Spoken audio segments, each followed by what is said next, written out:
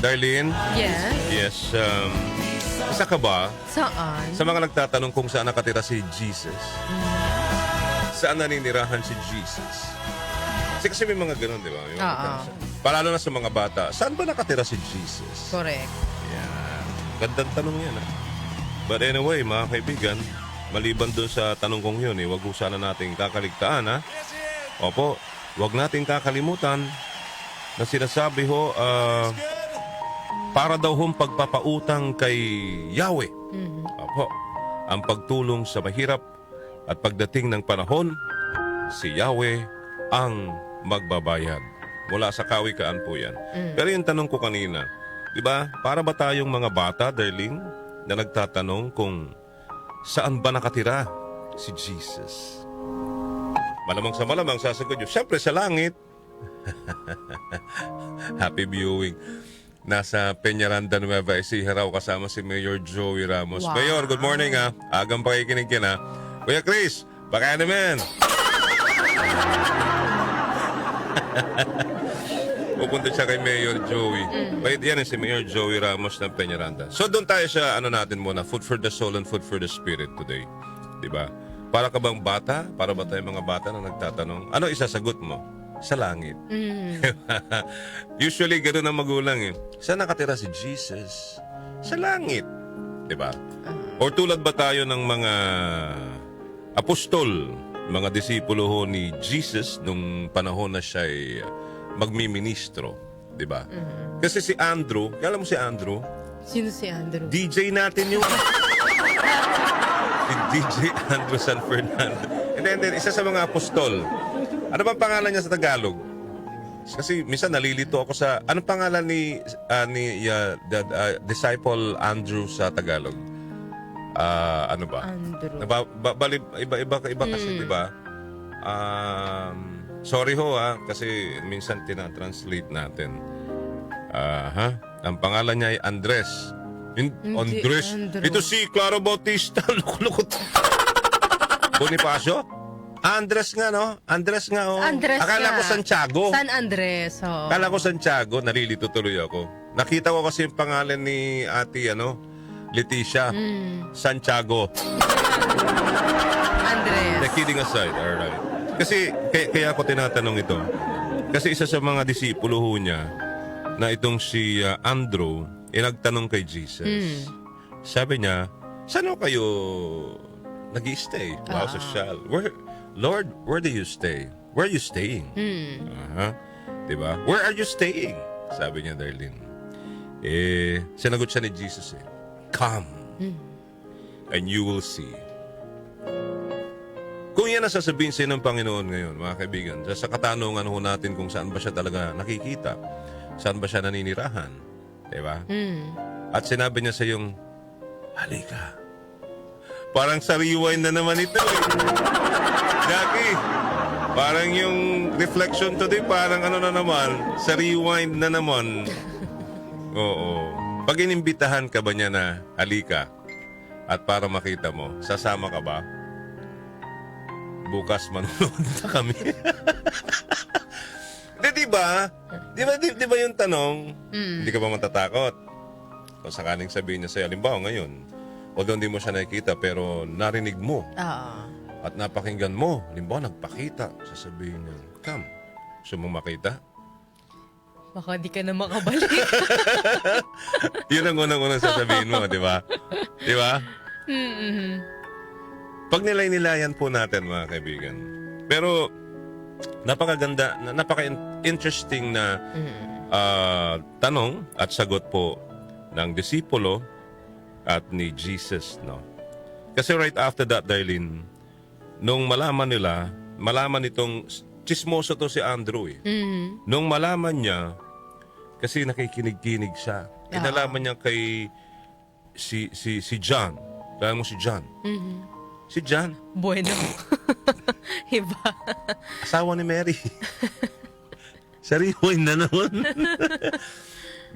Nagpapangiti lang ho kami. Si John the Baptist, si Juan Bautista. Nung marinig kasi ni Andrew na si Jesus is the Lamb of God, na-curious sila. Na-curious sila, partner. Kaya, iniwanan nila si Juan Bautista na kanilang sinasamahan dati na nagbabautismo, di ba? And then, they started to follow Jesus physically, mga kaibigan. They started to follow Jesus. Habang sila sinusundan-sundan nila si Jesus, nagtanong si Jesus sa kanila. Gumanon si Jesus, mga kaibigan. Sino kayo? Habang naglalakad sila, gumanon si Jesus, partner. Lumingon sa likod. Who you? Sabi ni Jesus. Diba? Sino kayo? Sabi niya. Anong hinahanap ninyo? At yun na nga po yun. Nagtanong po sila kung saan po naninirahan si Jesus. Napakaganda. Very unique yung invitation niya. No? Kasi sinabi niya, come and you will see. Hindi mo nga kilala eh. Diba? Hindi mo nga alam na Messiah siya eh. Hindi, lalo na ngayon na alam mo nang siya ang tagapagligtas, siya ang anak ng Diyos, siya ang daan patungo sa Ama sa Langit. Kung iimbitahan ka nga, come and you will. Sasama ka ba? Ikaw, Dailin. Oh no, baka di na ako ibalik. Ito real talk to. Hindi, syempre nakakatakot, di ba? Ano nakakatakot doon? Hindi naman. Parang, yun lang. Parang isip mo lang. So, that day, the disciples went and remained with Jesus. And hindi lang yun nangyari. Diba? So, yung dalawang disipulong yun, nagkaroon sila ng pananampalataya sa kanya na siya ang Messiah. Diba? At dahilan yon para si Andres, pinuntahan niya ang kapatid na si Pedro at sinabi niya, chinika niya, di ba? Kasi marites nga rin sila eh. Minarites po niya na nakita na nila ang tagapagligtas, which is si Jesus nga naman. Pero ang tanong doon, anong nagkumbinsi sa kanila nung araw na yon na siya ang Messiah? Di ba? Although, sabi nila hindi mo raw makikita sa Bible, sa mga Gospels, yung inkwentrong ito. Pero napakasimple ho na parang being with Jesus' presence, yun yung gusto nilang mangyari. Diba? Malaman ang katotohanan. Dahil siyempre, ang nakagisnan nila is the Old Testament eh. Diba? Yung Old Testament pa eh. So, i-consider ho nila yung sinabi ho ni Jesus na, come and you will see. Diba? Kung tayo po imbitahan ng Panginoon na sumama sa Kanya, sasama ho ba tayo? Alam mo, kung pag-usapan natin yung panahon ngayon, yung invitation po ni Jesus sa atin is, yung come, sabi niya na, sumama ka sa akin. Sumama ka sa Kanya para ipahayag ang magandang balita, diba? The good news of our salvation, the Word of God, diba? At isa pa, mga kaibigan, kung gusto nating malaman kung nasaan siya, nandoon po si Jesus sa place of prayer. Doon mo siya matatagpuan. So, pwedeng sa church. The presence of God is always sa church. Especially pag may unity, nagkakaisa tayo, nasa church tayong lahat, nandyan din siya. Hindi ba? At isa pa na dapat matutunan ng ating mga anak, kung magtatanong sa atin, nasaan ba si Jesus? Saan natin siya matatagpuan? Saan ba nakatira si Jesus?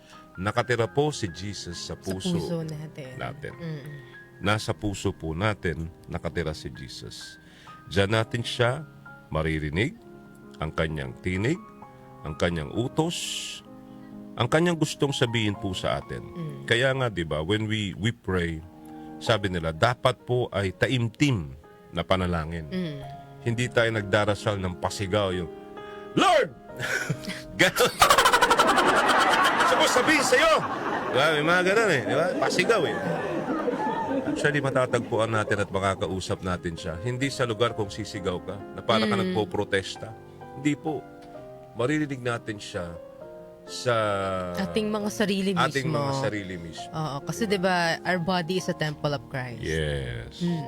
So, that is His invitation to us. Diba? What we need, actually, sana nga, this 2024 is His divine presence sa ating lahat. Alright? Kasi sabi nila, when we come to Him and rest with Him in His presence, another thing will happen. Diba? And what is that? You will see. You will see Him. Alright? So, sana for this 2024, samahan po natin. Diba? Let's join Christ. Maging ano tayo, sabi ko nga, follow Christ. Hindi lang the word Christian. Oo. Hindi mo malalaman, hindi lang yun ang nagpapasabing, naniniwala siya kay Kristo kasi Kristiyano siya eh. No. Diba? If we want to be a Christian, a true Christian, we have to follow Christ. The footsteps of Christ. We have to be Christ-like, sabi nga po nila. Diba? Okay? So, spend time na makapag-reflect po tayo. Diba? Pag nilay-nilayan po natin ang buhay natin ngayon, at ano ba ang gustuhin po natin sa buhay po natin ito. Ulitin ko, sana nga po sa ating muling paglalakbay, sa bagong taon na ito, 2024, isama po natin si Kristo sa paglalakbay na gagawin po natin. Alam nyo, sa buhay na ito, may mga bato. Yung bato na yan yung mga struggles, di ba? Pagsubok sa buhay po natin na nadadaanan po natin sa buhay. Kailangan po natin na may mag-aakay po sa atin. Alright? So sino yun? Si Kristo, si Jesus po. Kailangan humawak tayo ng mahigpit sa Kanya at huwag tayong bibitaw. Di ba? Yun po yun. Yung gusto lang po nating iparating. At syempre, bilang Katoliko, kami po'y Katoliko, inihingi rin po namin ang tulong ng ina. Yan, si Mama Mary, Darlene. Kaya maraming lumalapit kay Mama Mary. Siyempre, ina di ba? Hindi matitiis ng ina ang anak, tama? At hindi rin matitiis ng anak, Darlene, ang ina. Naniniwala ka ba nun? Amen yan. Pero yung iba natitiis, literal, sa buhay natin ito. Pero si Kristo, hindi niya kayang tiisin ang kanyang ina. Kaya maraming lumalapit kay Mama Mary at tumihingi ng awa na tulungan sila. Iparating sa anak ang kanilang kahilingan. Amen! Amen.